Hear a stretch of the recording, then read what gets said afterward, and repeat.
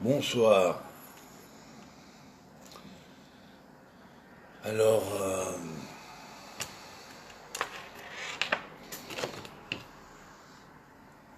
ce soir, je vous fais un petit cours, peut-être assez bref, mais sur un thème qui est intéressant parce que plutôt que de parler du présent qui est très encore vaseux et mouvementé parce que les tas de transformations sont en train de se faire, je vais parler un petit peu d'un avenir quand même assez proche. C'est l'avenir de l'éducation dans l'humanité. Alors c'est le report d'un cours que j'ai fait à mes élèves il y a quelques jours. On l'a beaucoup plus approfondi, mais disons que on m'a demandé de parler des écoles du futur. Comme j'ai écrit un livre là-dessus, alors je vais en parler un petit peu. Il est marqué dans la Torah. Tu éduqueras ton enfant selon sa voie. Vous éduquerez donc vos enfants selon leur voie. Et non pas selon vos voies. Et là, quand j'avais vu ce passouk il y a une bonne trentaine d'années, même un peu plus, j'y réfléchis et j'avais vu le commentaire de Admour Azaken sur ce thème-là, dans un des Likoutim. Et tu éduqueras ton enfant selon sa voie, ça veut dire ne pas lui imposer ta voie. Ton enfant, c'est pas toi, c'est pas ta chose, c'est pas ton objet. Et là, en fait, au travers de cette sentence, j'ai compris toute la clé merveilleuse que la Torah donne sur l'éducation du futur. L'éducation dans la rénovation qu'elle va recevoir dans les temps messianiques. Et donc j'ai écrit un livre et en réfléchissant là-dessus, j'ai fait une véritable psychanalyse de plusieurs cas d'enfants en les entreprenant d'une manière qui est de les éduquer selon leur voie et non selon la nôtre. Alors, toute la société actuelle, dans toutes les religions,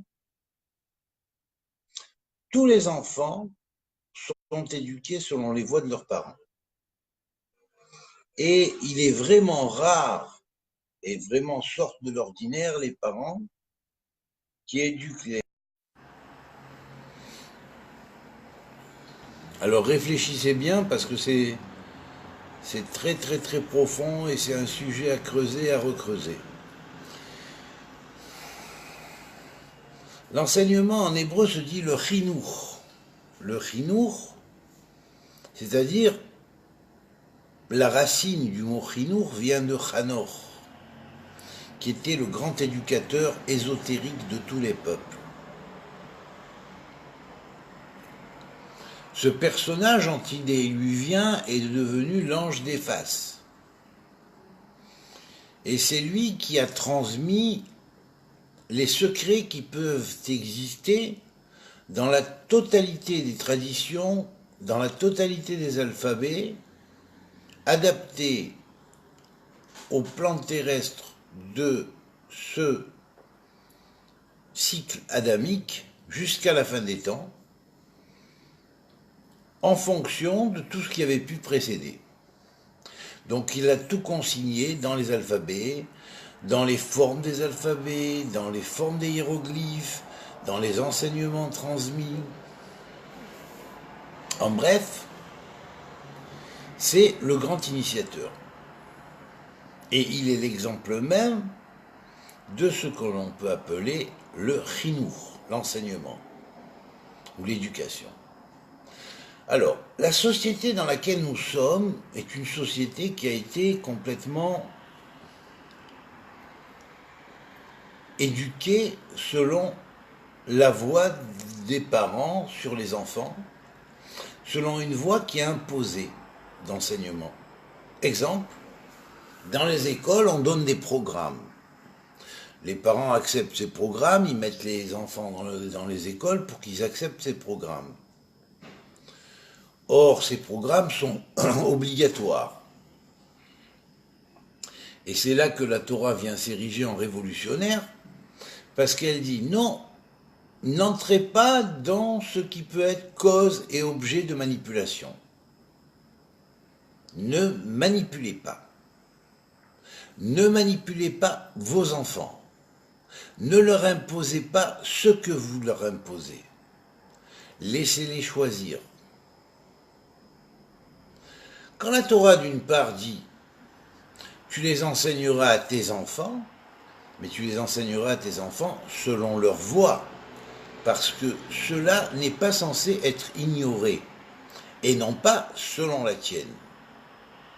Quand on dit « tu les enseigneras aux enfants selon leur voie à eux, et non pas selon la tienne », ça veut dire que si l'enfant se pose des questions, c'est avant tout et en fonction de ces questions que tu transmettras l'enseignement, et non pas, tu n'imposeras pas un enseignement par bourrage de crâne.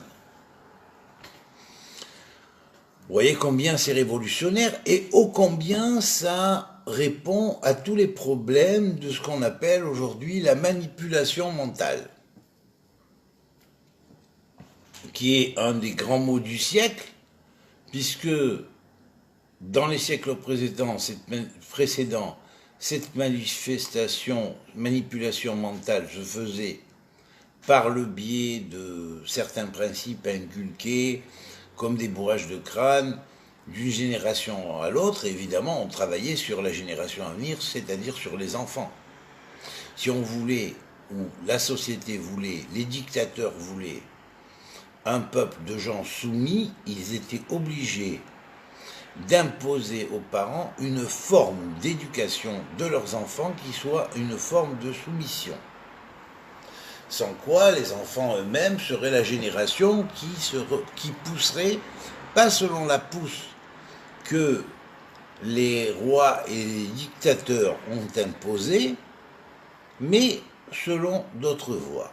Et des voies qui peuvent des fois poser problème à ces dictateurs et à ces poseurs d'éducation par obligation, obligés. Bon. Alors maintenant, si on réfléchit un peu à cette notion d'éduquer l'enfant selon sa voie, on est obligé d'en déduire que ce système-là va enlever de nombreux complexes qui se transmettent de génération en génération. Exemple. Alors le plus connu, bien sûr, c'est le complexe d'Oedipe. Hein? Voilà un complexe qui apparaît pratiquement à toutes les générations et qui a apparu à toutes les générations. Et de tous les temps, il y a eu des mythes qui apprenaient à l'individu à s'émanciper et à sortir de ce complexe d'Oedipe. Cependant, au-delà du complexe d'Oedipe, bon, il est trop connu, c'est pas nécessaire d'y revenir dessus, il y a d'autres complexes. Exemple, le complexe de Tantale. Alors, tout individu peut avoir la tentation de sortir du labyrinthe dans lequel nous sommes, n'est-ce pas?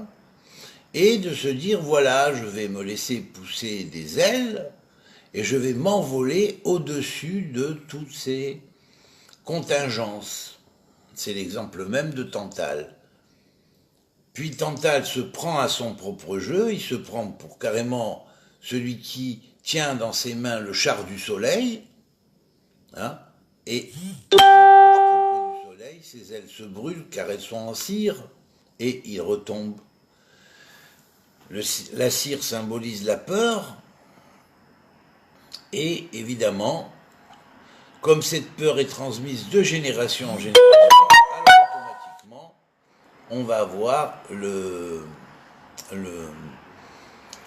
la brûlure des ailes et Tantale va retomber dans le labyrinthe que son père avait construit, c'est-à-dire celui-même qui l'a généré, hein, et qui a enseigné Tantale selon sa voie à lui et non pas selon la voie de Tantale lui-même, parce qu'il aurait pu avoir un destin meilleur, peut-être, et sans doute. Et là, donc, on a donc le complexe de Tantale. On a le complexe d'Hercule. Alors là, le complexe d'Hercule, il y en a un paquet qui l'ont.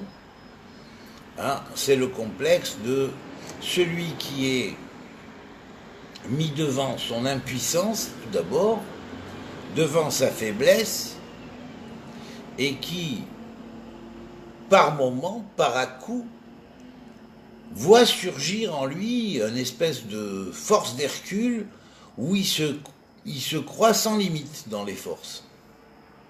Et là, voilà des tas de margoulins qui font partir en donquichotisme absolu à la bataille contre les moulins avant.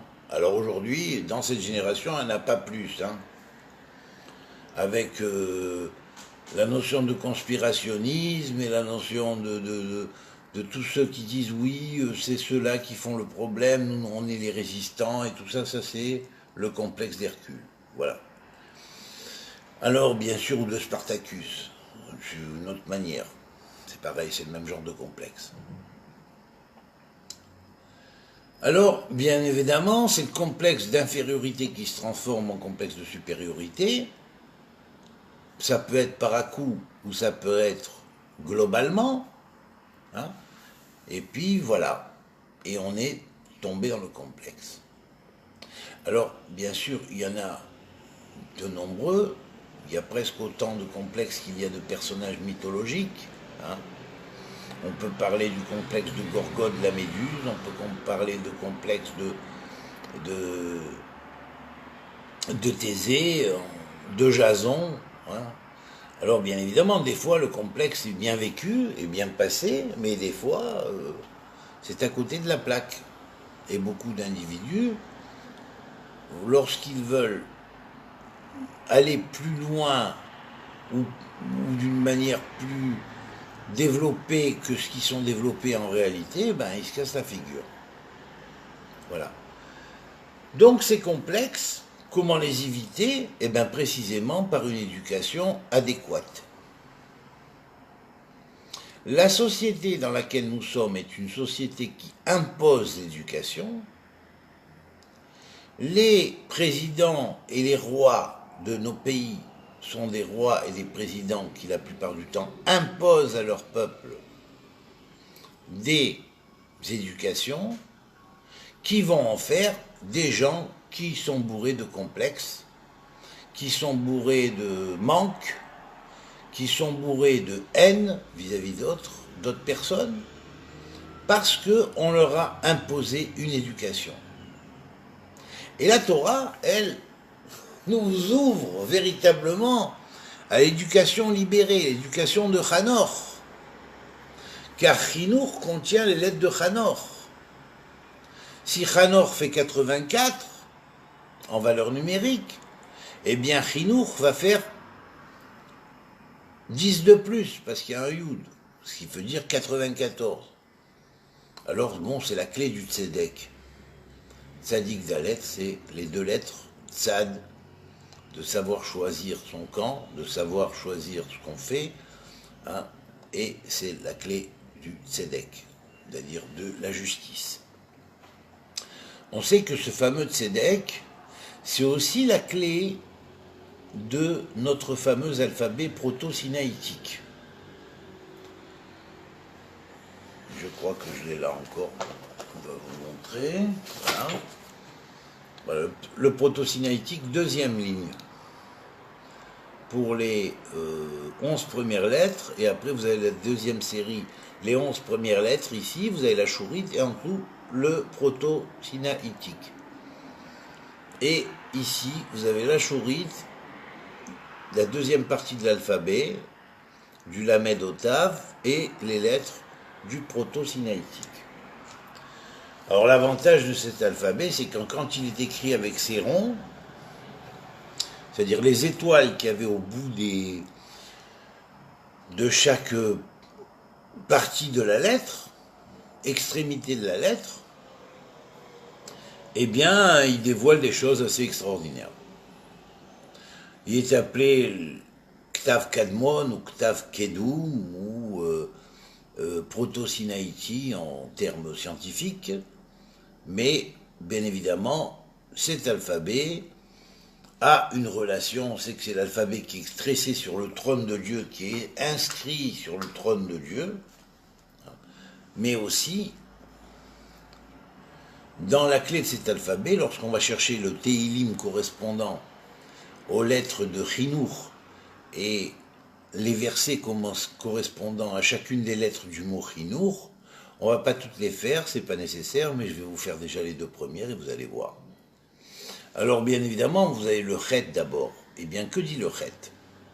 Qui est la base du Chinour. Hanenu Adonai. Re'e Haniyei. C'est-à-dire, prodigue-nous ta grâce éternelle, c'est-à-dire le retour de l'alphabet proto-sinaïtique, ça c'est la grâce cachée, c'est le mystère profond du judaïsme, de la Torah, des Bnei Israël. Redonne-nous notre alphabet, car vois comme nous sommes devenus pauvres, vois à quel point nous sommes tombés. Misonai, de mes ennemis, et jamais plus qu'à cette époque, et à cette période-là, nous avons eu plus d'ennemis. L'ONU est contre Israël, l'UNESCO est contre Israël, les pays musulmans, arabo-musulmans sont contre Israël, l'Europe, sans arrêt, à force d'entendre sasser et ressasser dans les médias, et par les chefs d'État soumis au roi du pétrole depuis des années, sont contre Israël. Et Israël se trouve tout seul. Alors ce verset l'exprime bien, vous voyez. Ré'ani, vois combien je suis tombé, combien je suis appauvri, j'ai perdu mon alphabet de base. Misonai, de mes ennemis, qui sont très nombreux, Romemeni, remonte-moi. Mishahar et Mavet, des portes de la mort, car nous sommes certes aux portes de la mort. Et de ces portes de la mort, comment peut-on s'en sortir si ce n'est qu'en changeant le chinour?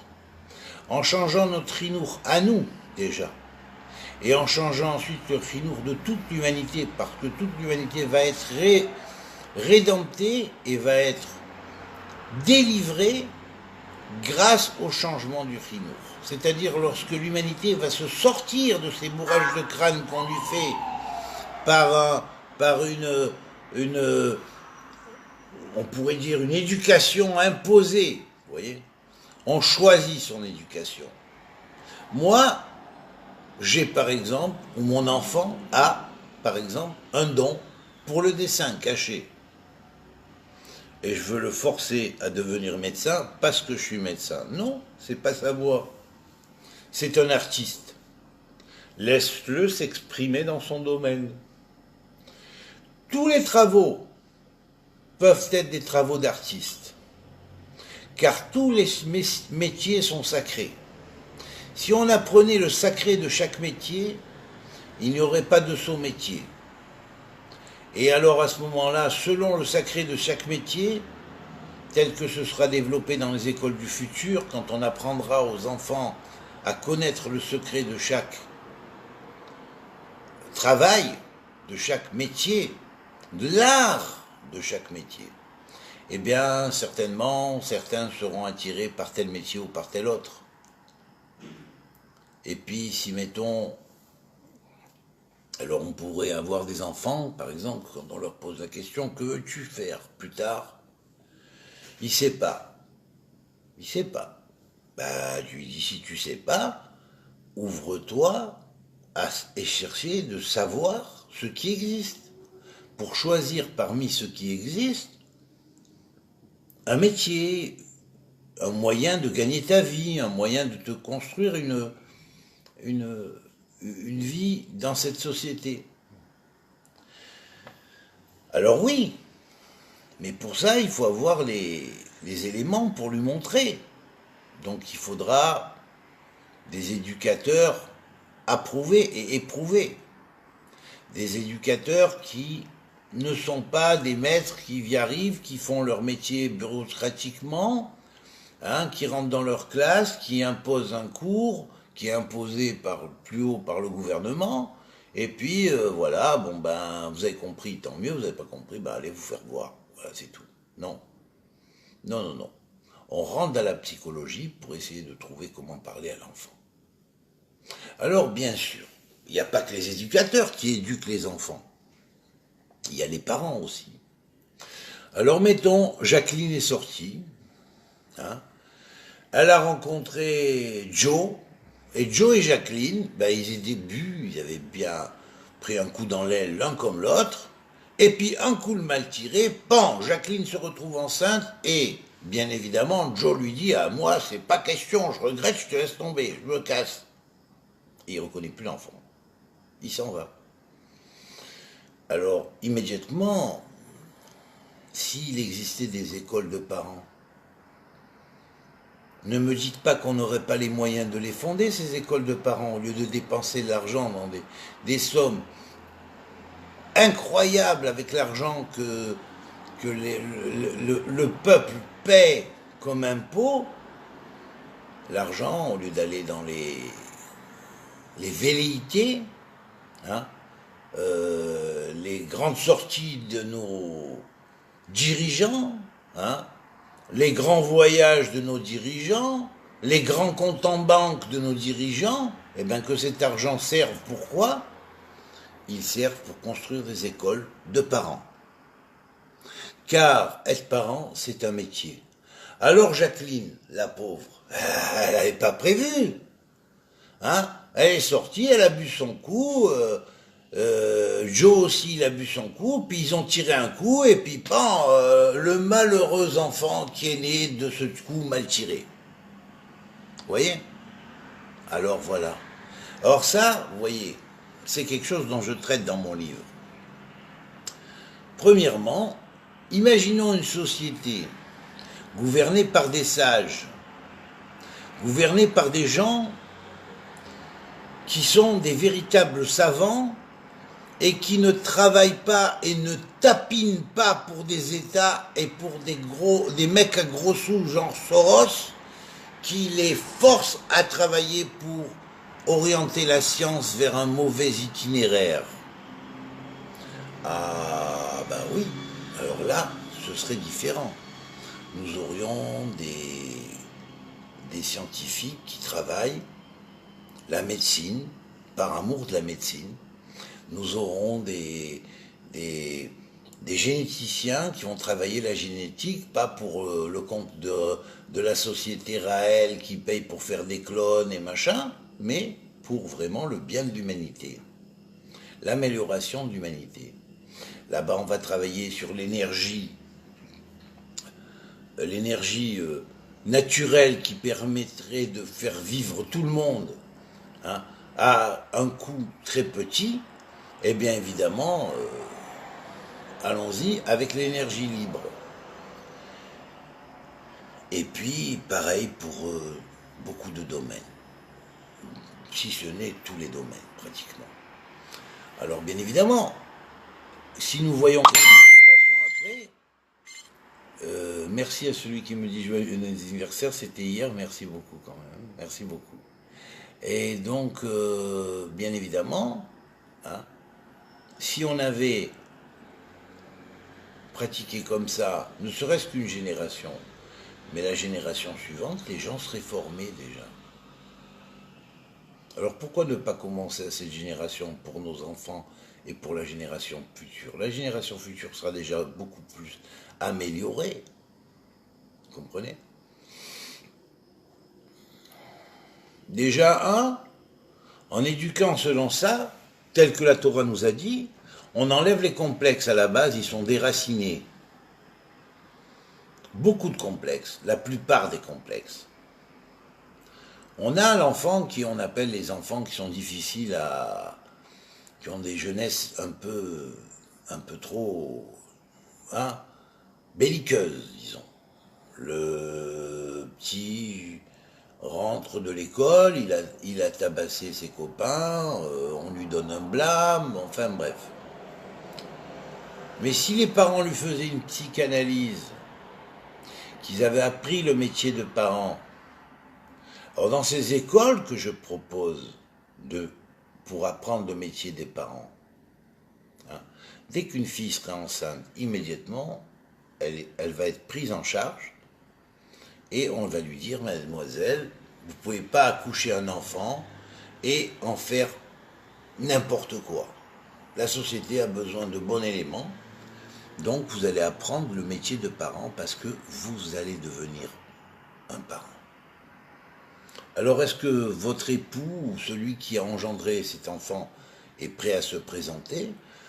Elle dira non, je sais pas qui c'est. Bon, sinon je sais pas qui c'est, ça c'est un problème. Mais bon, dans le cas où la personne est connue, eh ben pourquoi pas demander, inviter le garçon à dire bon, d'accord, tu veux pas aller jusqu'au bout, tu veux pas te marier avec cette fille, tu veux pas prendre une famille en main, d'accord.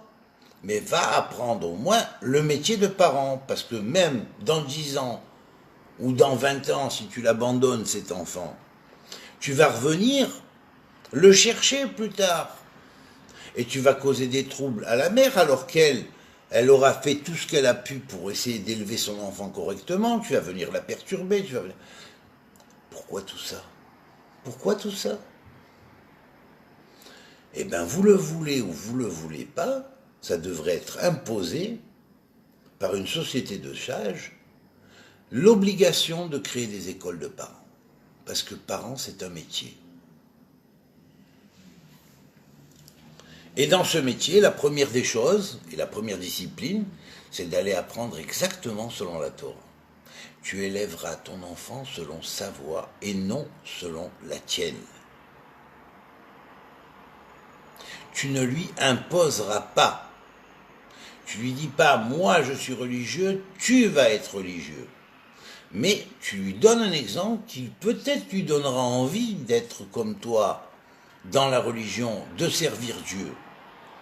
Mais cela, tu devras le faire découvrir par lui-même. Ça, c'est du non imposé.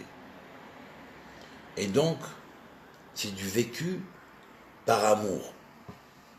Si la personne accepte d'entrer dans le service de Dieu, il va le faire par amour et pas par imposition, pas par peur. La peur est déracinée. Chez les éducateurs, c'est pareil, les rabbins, les curés, les imams, qu'ils aillent tous se recycler et qu'ils arrêtent de culpabiliser les uns et les autres. Voilà. Et puis, bon,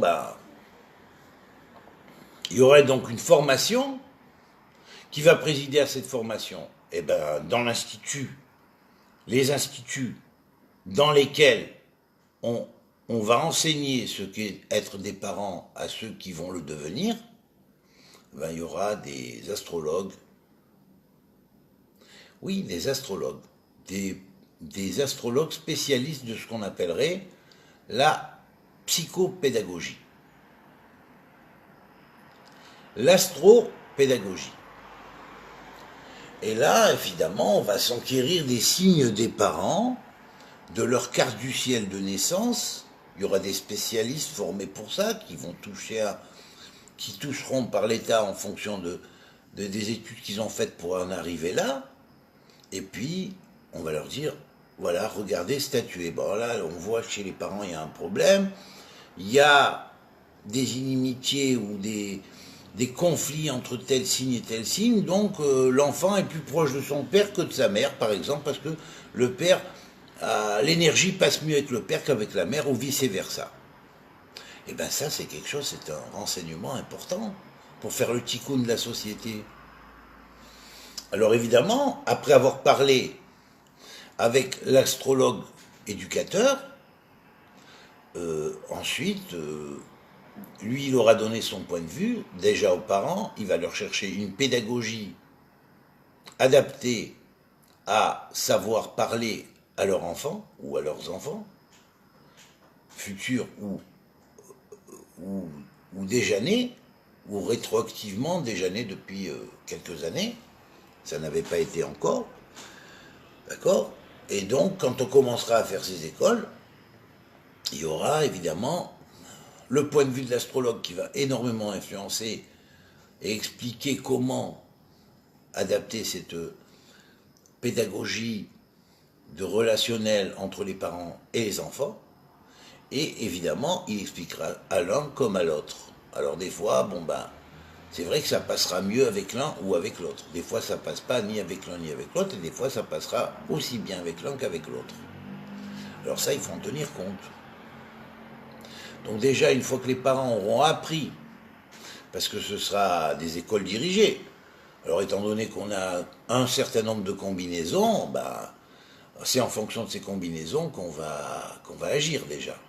Il y aura 144 combinaisons de base dans le relationnel éducatif et concernant la relation parent-enfant au niveau de l'éducation et au niveau des énergies qui passent ou qui ne passent pas. Alors on peut apprendre à corriger ces énergies si les énergies ne passent pas bien. Aussi, comment le faire? Ça, l'astrologue pourra très bien indiquer comment le faire. Vous voyez?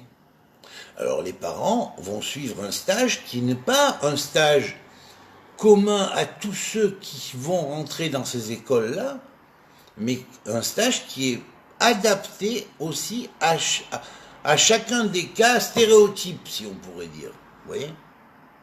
Et alors, à ce moment-là, une fois que les gens sont classifiés, les écoles sont ouvertes, et les classes sont ouvertes, et à ce moment-là, telle personne vont dans telle classe, telle personne vont dans telle autre, telle personne suit tel cours, telle personne suit tel cours.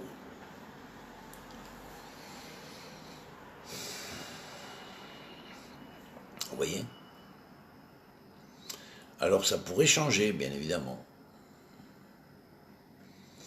Pour les enfants, dès l'enfance, bien sûr, on va leur apprendre la base de la non-convoitise, la non-jalousie. Vous voyez? Souvent, les enfants ont des rapports entre eux. Vous voyez, celui-là, il est un petit peu gros, alors ils vont se moquer de lui. L'autre là-bas, il est un peu... Il louche, alors ils vont se moquer de lui. L'autre là-bas, il a tel problème ou tel autre. Voilà. Pourquoi? Comment éviter ça? Eh bien, en apprenant d'emblée aux enfants le respect. En apprenant également, parce que tout enfant est jaloux d'un autre qui aurait plus que lui, ou mieux que lui. Donc, automatiquement, il faut travailler là-dessus. Pour éviter le mauvais œil qui cause 70% des problèmes à toute la société, parce que personne n'a pas le mauvais œil, tout le monde l'a, eh bien, on apprendrait des formules kabbalistiques contre le mauvais œil. Comment l'arrêter, comment le contrôler? Alors, je ne vais pas vous faire un cours sur le mauvais œil, mais ça existe.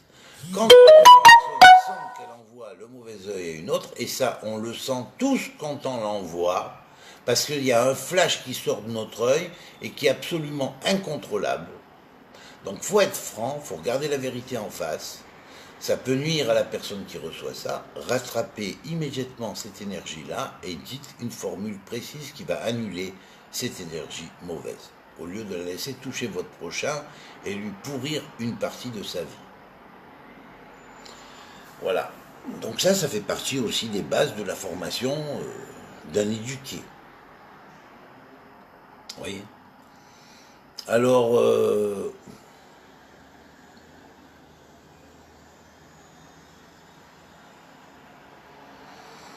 Alors bien évidemment, il faut travailler aussi la notion de relation, de complémentarité. Donc il faut apprendre aux enfants déjà à ne pas se considérer en fonction de couleur, de race et tout ça, à se respecter les uns les autres. Parce que les enfants, qu'est-ce qu'ils font? Tu éduqueras ton... Les parents, qu'est-ce qu'ils font? Tu éduqueras ton enfant selon sa voix. Ils ne le font pas. Ils éduquent leurs enfants selon leur voix. Et leur voix, c'est quoi? J'aime pas les noirs, j'aime pas les rouges, j'aime pas les arabes, j'aime pas les juifs, j'aime pas les ci, j'aime pas les ça. Et l'enfant, il voit ça et il répète. Hein? Et voilà. Et voilà comment la roue infernale du karma de la société continue de tourner et continue d'entraîner nos sociétés de génération en génération de plus en plus bas. Pourquoi? Parce que cette roue est tournée et imposée par des forces qui sont de ténèbres et qui ont imposé à la base à notre société des dogmes, des coutumes, des étiquettes précises, que si on sort de ces étiquettes-là, eh ben, on ne fait plus partie de la société. Voilà. Alors, il y a un boulot à faire, là, franchement. Il y a un sacré boulot.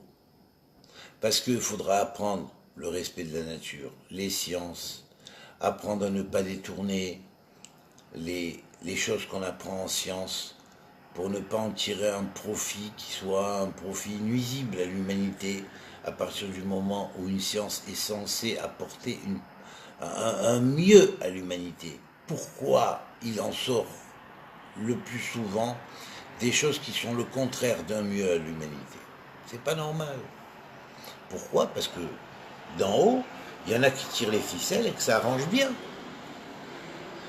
Alors je vais conclure en disant que le Rambam ne s'est pas trompé en disant qu'à la fin des temps, il n'y aura pas forcément des miracles, bien que le Zohar dit qu'il y aura des miracles au temps messianique, il y aura des miracles.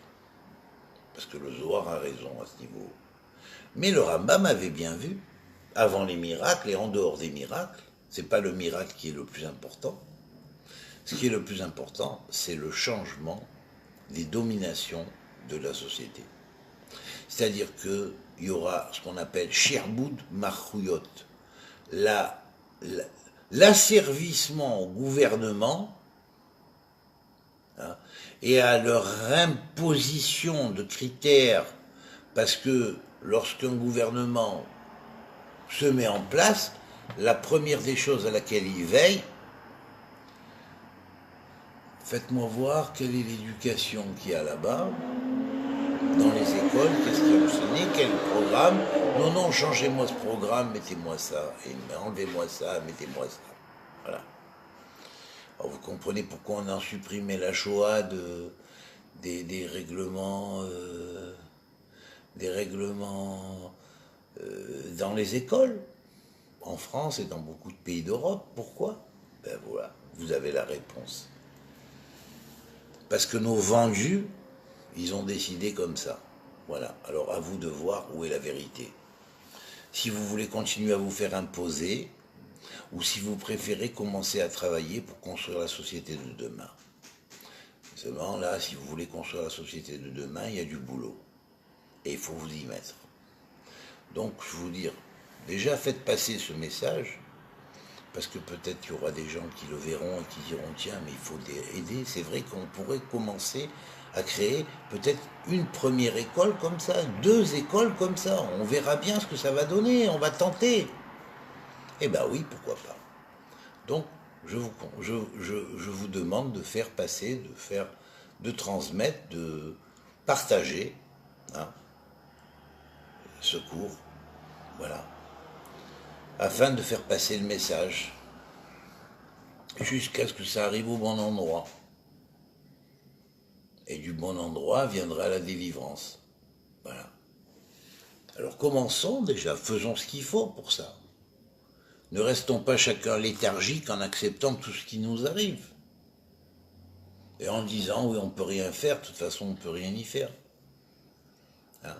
Mais si qu'on peut y faire. C'est vrai qu'il y a un gouvernement d'ordre mondial qui cherche à vous imposer des choses. Mais il ne tiendra pas le coup parce que c'est marqué dans la Torah qu'il en a pourquoi une dizaine d'années à véritablement à essayer d'imposer sa loi, véritablement. Mais après ces 10 ans-là, c'est terminé, hein, c'est le grand champ de la délivrance. Alors, basez-vous sur la tikva, c'est-à-dire sur l'espérance, et que sachez que ce monde, c'est le monde du tikkun, c'est pas pour rien, et c'est pas pour que des malfrats en fassent à la fin ce qu'ils ont fait, ou ce que leurs prédécesseurs malfrats ont fait dans les générations précédentes à Adam Arishon, qui entraînait la brisure des vases et la dislocation de la société et même d'une partie du système solaire. Voilà. Alors donc si Dieu a tout remis en place et tout quelque part presque recréé, eh bien sachez que c'est la tikva, ce monde qui est appelé le monde du tikkun. C'est pas pour rien qu'il est appelé le monde du tikkun. C'est parce qu'il y aura un tikkun, et ce tikkun, c'est notre tikva. Et notre tikva, c'est de savoir que ce monde-là sera délivré. Et qu'il échappera à ces oiseaux de mauvais augure que sont les Soros et les compagnies qui cherchent à nuire à leurs prochains et à rendre esclavage et qui ont vendu l'humanité à des, on pourrait dire, des prédateurs. Hein. Je pèse mes mots, je sais de quoi je parle, et il y en a beaucoup qui me comprendront, car ils savent aussi de quoi je parle. Voilà. On ne veut pas compliquer les autres, donc on ne va pas en parler, mais on l'a suffisamment... c'est suffisant de même de le comprendre à un premier niveau, c'est-à-dire au niveau pchat. Ne vous laissez pas faire. De toute façon, ces gens-là ne réussiront pas. Ils ont perdu d'avance. Parce qu'ils sont... Voilà. Donc ils ont perdu d'avance. Parce que Dieu a ce qui est droit. Voilà. Et comme disait mon grand-père, Zichron Livracha, le cœur blanc mangera le cœur noir. Et la Torah nous l'a confirmé en disant que lorsque le Mashiach viendra, il fera une bouchée ce qu'on appelle le prince des ténèbres, et il l'avalera comme ça, et la mort sera détruite à jamais. Voilà. Kotouf, amitié à tous et que Dieu vous bénisse.